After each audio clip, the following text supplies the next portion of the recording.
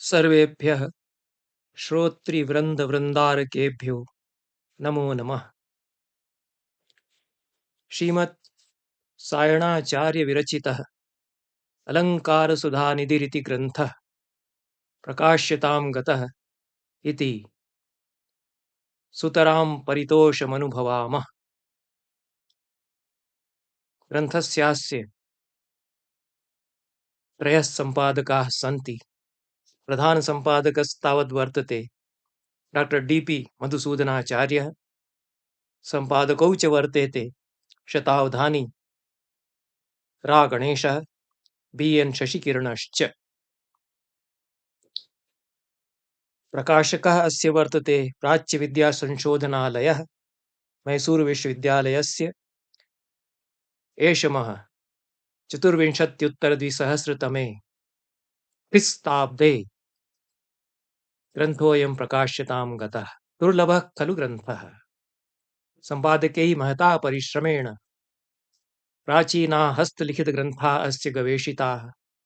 हस्तलिखितमात्रिकाणां तारतम्यं विवेचितं, विश्लेषणात्मकम् अध्ययनं कृतं, पाठभेदाः परिशीलिताः, समीक्षितपाठानुसारि इदं च संस्करणं तैः निर्मितम्। स एव सायणाचार्योऽयं वर्तते सुप्रख्यातः प्रातस्मरणीयः वेदानां भाष्यकारः। तस्य बहवः ग्रन्थाः ज्ञायन्ते, किन्तु अलङ्कारशास्त्रविषयकोऽपि ग्रन्थस्तेन निरमायि इति नूनं किमपि विस्मयकरमेव वृत्तम्। मयापि नैव ज्ञायते स्म, यद्यपि यथा सम्पादकाः भूमिकायां सूचयन्ति, अस्य ग्रन्थस्य सूचना पूर्वसूरिभिः बहुशः गृहीता वर्तते। प्रथमं तावत् रा नरसिंहाचार्यवर्येण ग्रन्थममुम् अधिकृत्य विद्वत् समाजस्य ध्यानम् अवधानं वा आकृष्टम्। उचितमेव श्रीमते रा नरसिंहाचार्यवर्याय ग्रन्थोऽयं सादरं समर्पितः। रमणीयाः श्लोकाः विरचिताः शतावधानिनः स्युः। नरसिंहाचार्यम् अधिकृत्य तान् अहं न पठामि। अलङ्कारशास्त्रे नूनं नवीनाः पदक्षेपाः एकविंशतमे शतके सञ्जाताः।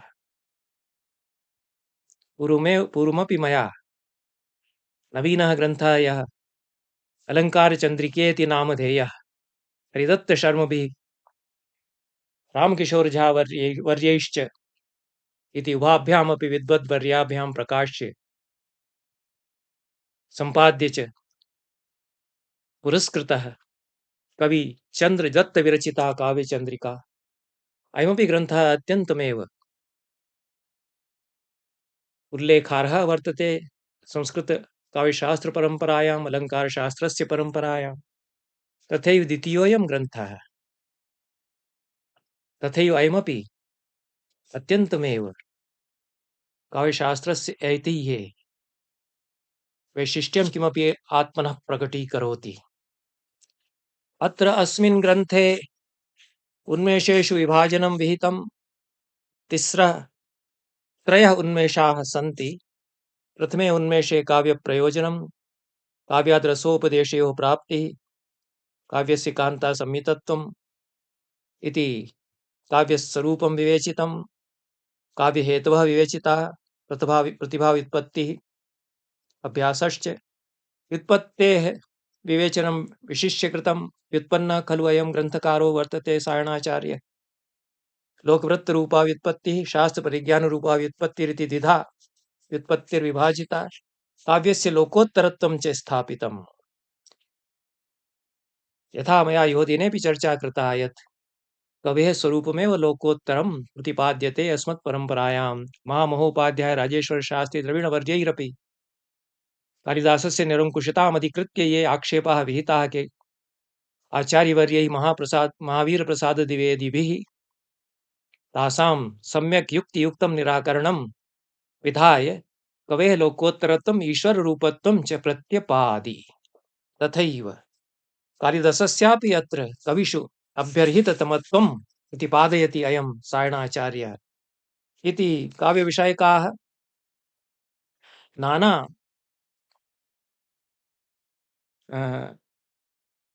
काव्यविषयकानि नानाप्रकरणानि प्रथमे उन्मेषे गृहीतानि काव्यस्य प्रशंसा विहिता। अनन्तरं च वामन कुन्तक भट्टनायक आनन्दवर्धन महिमभट्ट प्रभृतीनां प्राचां सुविदितानाम् आचार्याणां मतानि परिशीलितानि। वामनस्य खण्डनं विहितं, महिमभट्टोऽपि प्रत्यादिष्टः। काव्यभेदाः निरूपिताः, गुणालङ्काराः प्रतिपादिताः, गुणालङ्कारस्वरूपः प्रतिपादितः, गुणानां स्वरूपं प्रतिपादितं। प्रायशः अयं सायणाचार्यः ध्वनिवादिनां मतम् अनुसरति, अभिनवगुप्तमपि अनुसरति, आनन्दवर्धनाचार्यं शंसति। नवीनाः उद्भावनाः काश्चन वर्तते। मौलिकः कश्चन सिद्धान्तः एतस्य नास्ति इति तु सत्यं, किन्तु काव्यकोटिषु अन्यत्रापि नवीनाः उद्भावनाः सायणाचार्यस्य वर्तन्ते। महान् आचार्यः वर्तते, महान् वेदज्ञः वर्तते, द्वितीयः उन्मेषः वर्तते। अत्र शब्दभेदाः, शब्दवृत्तयः, व्यङ्ग्यार्थभेदाः एते प्रतिपादिताः। शृङ्गारस्य त्रयो भेदाः सायणाचार्येण स्वीकृताः।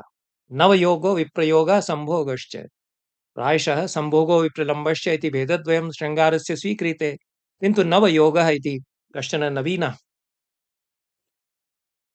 भेदः परिकल्पितः। अत्र कथं नवीनाः उद्भावनाः जायन्ते, नवीनाः भेदाः परिकल्प्यन्ते। यथा यथा समाजः परिवर्तते, समाजस्य रीतयः नीतयः विपरिवर्तन्ते, विकासो वा तेषु तासु जायते।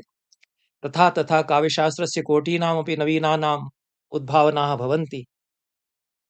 तथैव प्रवासस्यापि, शृङ्गारस्य विवेचने प्रवासस्यापि केचन नवीनाः भेदाः परिकल्पिताः। यास्यत् प्रवासः, गच्छत् प्रवासः, गतप्रवासश्च इति सूक्ष्मेक्षिकया प्रवासभेदाः निरूपिताः।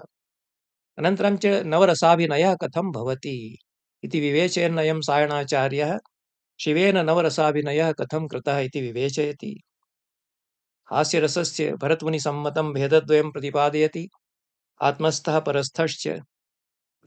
वीररसस्य भेदेषु धर्मवीरः कथं त्यक्तः इति तु चिन्त्यम्। रणवीरो, दानवीरो, दयावीरश्च इति त्रयो भेदाः वीररसस्य विवेचिताः। धर्मवीरः अत्र न विशिष्य प्रतिपादितः। एवमेव सर्वेषां रसानां निरूपणं भेदोपभेदसहितम् अस्मिन् द्वितीये उन्मेषे विहितम्। तथैव विशिष्टाः केचन भावाः अत्र निरूपिताः। प्रीति, भक्ति, मृगया, उत्साह, द्यूतोत्साहादयः। मृगयोत्साह, द्यूतोत्साह इति उत्साहस्यैव स्थायी भावस्य कोटयः अत्र विशिष्टभावेषु प्रतिपादिताः। एवं गुणीभूतव्यङ्ग्यस्यापि भेदाः अत्र द्वितीये उन्मेषे एव प्रतिपादिताः। तृतीये उन्मेषे षट् शब्दालङ्काराः प्रतिपादिताः। वक्रोक्तिः, वक्रोक्तैरपि भेदद्वयं प्रतिपादितं। काकुवक्रोक्तिः, श्लेषवक्रोक्तिश्च। अनुप्रासः, छेकानुप्रासः, वृत्त्यनुप्रासः, लाटानुप्रासः इति अनुप्रासभेदाः प्रतिपादिताः सन्ति। एवं च शब्दालङ्काराणां विवेचनं विधाय अर्थालङ्कारेषु उपमा, अनन्वयः, उपमेयोपमा इत्येते अलङ्काराः अनेन सायणाचार्येण अस्मिन् अलङ्कार सुधानिधौ प्रतिपादिताः सन्ति। नानाग्रन्थाः सायणाचार्यस्य सन्ति। विशदा भूमिका या वर्तते सम्पादकवर्याणाम्, आङ्ग्ल्यामपि वर्तते। सा एव भूमिका अत्यन्तं विस्तरेण संस्कृतेऽपि अत्र संयोजिता वर्तते। तत्र सायणाचार्यस्य विशदः परिचयः प्रदत्तः वर्तते। त्रयोदशशतकभवः अयम् आचार्यः। चतुर्दशशतकात् विजयनगरसाम्राज्ये अमात्यपदवीम् अलङ्कुर्वाणः नानाग्रन्थवितानैः सुरभारतीं सिषेवे। अत्र बहवः ग्रन्थाः अस्य सन्ति। नैकेषु ग्रन्थेषु निधिरिति उत्तरपदं प्रायोजि अनेन सुभाषितसुधानिधिः अयं तु कृष्णमूर्तिना के कृष्णमूर्तिना सम्पाद्य प्रकाशितः सुभाषितसुधानिधिः सायणाचार्यविरचितः प्रायश्चित्तसुधानिधिः आयुर्वेदसुधानिधिः पुरुषार्थसुधानिधिः यन्त्र यज्ञतन्त्रसुधानिधिः इति सुधानिधि उत्तरपदयुक्ताः ग्रन्थाः ग्रन्थनामानि वा एतत्प्रणीतानां ग्रन्थानां नामानि वा भवन्ति। धातुवृत्तिः वेदार्थप्रकाशः इत्येवमादयः बहवः ग्रन्थाः अस्य सन्ति। चतुर्षु वेदेषु भाष्यं वर्तते, सायणभाष्यं सुप्रसिद्धं वर्तते। भूमिका अवश्यमेव अत्यन्तम् उपादेया वर्तते। विशदः परिचयः सायणाचार्यस्य अत्र प्रदत्तो वर्तते। एतेन तस्य राजनैतिकं जीवनं, तस्य ऐतिहासिकम् अवदानं, साम्राज्यनिर्मातृषु अस्य महत् कौशलं, तथैव अस्य पाण्डित्यं वैदुष्यम् इति सर्वम् अत्र विवेचितम्। अस्मिन् अलङ्कार सुधानिधौ सायणाचार्य पुत्रस्य भोगनाथस्य उदाहरणानि सन्ति। तेन प्रणीतानि उदाहरणानि भवन्ति। अयं भोगनाथः, अस्यापि परिचयः एतस्मात् ग्रन्थात् भूमिकायाः ज्ञायेत, किन्तु सुकविर्वर्तते। सायणाचार्यस्य प्रशस्तौ अनेन नैके श्लोकाः विरचिताः, काव्यान्यपि अनेन प्रणीतानि। तेभ्यः श्लोकेभ्यः स्वप्रणीतेभ्यश्च काव्येभ्यः अनेन उदाहरणानि अस्य अलङ्कारसुधानिधेः नानाकोटीनां तत्र दत्तानि। अयम् अनुजः वर्तते, पुत्रो नास्ति इति मया भ्रान्त्या उक्तं। भोगनाथः सायणाचार्यस्य अनुजः वर्तते। अस्य उदाहरणमाला इत्यपि ग्रन्थः ज्ञायते। अन्येपि केचन ग्रन्थाः अस्य सन्ति। भोगनाथस्य त्रिपुरविजय, गौरीनाथाष्टक, रामोल्लास, शृङ्गारमञ्जरी, महागणपतिस्तवः, मूषिकाष्टकं च इति अस्य काव्यानि ग्रन्थाश्च ज्ञायन्ते। सायणाचार्यं प्रति महती श्रद्धा भोगनाथाचार्यस्य वर्तते। अग्रजं प्रति अकृत्रिमां श्रद्धां प्रकटीकुर्वाणः तत्प्रशस्तौ बहूनि पद्यानि रचयामास। अलङ्कारसुधानिधौ यथा मया उक्तं, भेदाः नवीनाः परिकल्पिताः, क्वचित् क्वचित् उद्भावनाः अपि नवीनाः कृताः। काव्यनिर्माणविषये कथयति अयं प्रथमे एव उन्मेषे। लोकशास्त्रविशेषज्ञः काव्यनिर्माणकौतुकी काव्यानि कालिदासादेः सततं परिशीलयेत्। कालिदासं प्रति महती आस्था सायणाचार्यस्य जागर्ति इति प्रतीयते। कालिदासस्य कविषु अन्यतमत्वम् अयम् अन्यत्रापि प्रतिपादयति। तस्मादालोचिताशेष लोकशास्त्रेण धीमता कर्तव्यं कालिदासादेः काव्यानां परिशीलनम् इति अन्यत्रापि अनेन लिखितम्। कालिदासस्य वैशिष्ट्यम् आचार्यैः नैकैः तथा प्रतिपादितम्। अयमपि श्लोकः अत्र उद्धृतः। कवयः कालिदासाद्याः कवयो वयमप्यमी पर्वते परमाणु च पदार्थत्वं व्यवस्थितम्। अयं श्लोकः अत्र प्रदत्तः वर्तते, किन्तु अस्य कर्ता सूचितः वर्तते क्वचित् सुभाषितग्रन्थेषु। कुमारिलभट्टकृतः अयं श्लोकः ज्ञायते। अत्र तु भट्टाचार्यवर्यैः एतत् प्रतिपादितम् इति सूचितम्। विशेषः अनेन सायणाचार्येण अत्र प्रतिपादितः। वेदेऽपि कवित्वं भवति, काव्यं च वेदश्च इति निर्विशेषं प्रतिपादयति अयं सायणाचार्यः। वेदानां महान् भाष्यकर्ता वर्तते। कवीनां लोकोत्तरत्वं वेदेऽपि वर्तते। वेदेऽपि कवयः सन्ति। मन्त्रेभ्यः ऋग्भ्यः नाना नानाविधान् अंशान् उद्धरति प्रमाणाय अनन्तमव्ययं कविं कवीनामुपमश्रवस्तमं कविं सम्राजमतिथिं जनानाम् इत्यादौ प्रतिपादितत्वात् कवीनां लोकोत्तरत्वं वेदेष्वपि प्रतिपादितम्।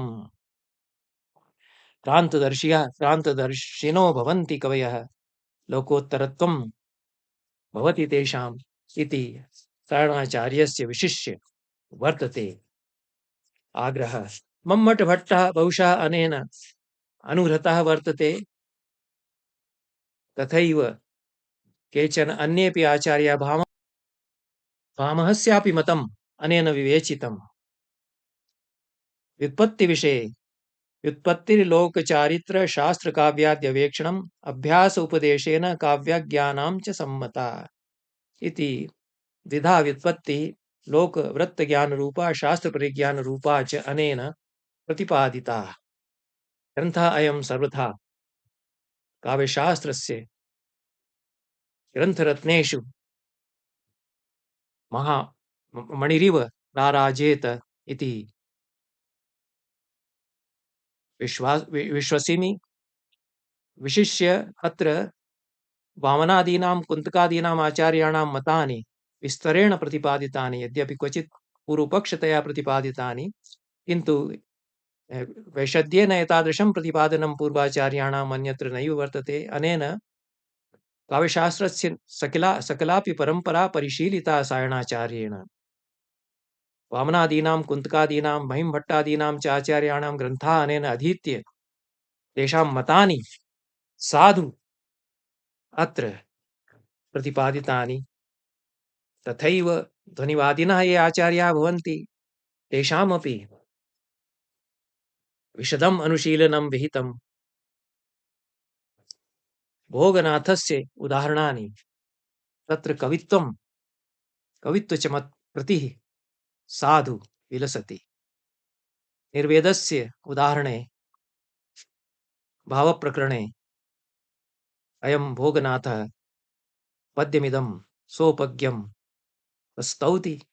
श्रीमत्सायणमन्त्रिणा गृहबहिर्द्वाराङ्गणक्षोणयः पूर्यन्ते मदमन्थरैः किमिति मे श्रीबन्धुरैः सिन्धुरैः कौपीनेऽपि कुतूहलं विजहतः किं मे पुरस्तादिमाः स्थाप्यन्ते प्रमदाश्च चामरमरुत् प्रेङ्खोलपट्टालकाः इति निर्वेद विवेचने भाषा अत्यन्तमेव हृद्या निर्वद्या च प्रायोजि तत्र कौपीनेऽपि कुतूहलं विजहतः इति लिखितं। सायणाचार्यस्य यः निर्वेदभावः तस्य निरूपणाय, किन्तु अन्यत्र सायणाचार्यः नायकत्वेनापि प्रतिपादितः वर्णितः। प्रत्याभासजनितां ग्लानिम् अत्र उदाहरन् अयं पद्यः भोगनाथः प्रस्तौति। भुक्ता नूनं तन्वी सायणसचिवेन समधिकोच्छ्वासा कलुषजलमृदितकमला करिवरलुलितेव कमलिनी शेते। करिवरलुलिता कमलिनी यथा कलुषजलमृदितकमला भवति, तथैव सायणाचार्येण भुक्ता तन्वी उच्छ्वसिति इति अत्र निरूपणं विहितम्। सायणाचार्यमधिकृत्य उदाहरणपद्यानि प्रणीतानि इत्यपि कश्चन दुर्लभः विशेषः अस्य ग्रन्थस्य वर्तते। अस्य ग्रन्थस्य प्रकाशनं नूनमेव महती उपलब्धिर्वर्तते संस्कृतसाहित्यस्य। ये सुधियः विद्वज्जनाः महता परिश्रमेण अप्रकाशितान् नवीन ग्रन्थान् क्वचित् ग्रन्थागारेषु विलीयमानान् गवेष्य एवं प्रकाशयन्ति, ते नूनं वस्तुतः सरस्वत्याः आराधकाः भवन्ति। सम्पादकत्रयी मया एतस्य ग्रन्थस्य सर्वथा अभिनन्द्यते। एतस्य महतः अध्यवसायस्य कृते भूयो भूयो धन्यवादाः। नमो नमः।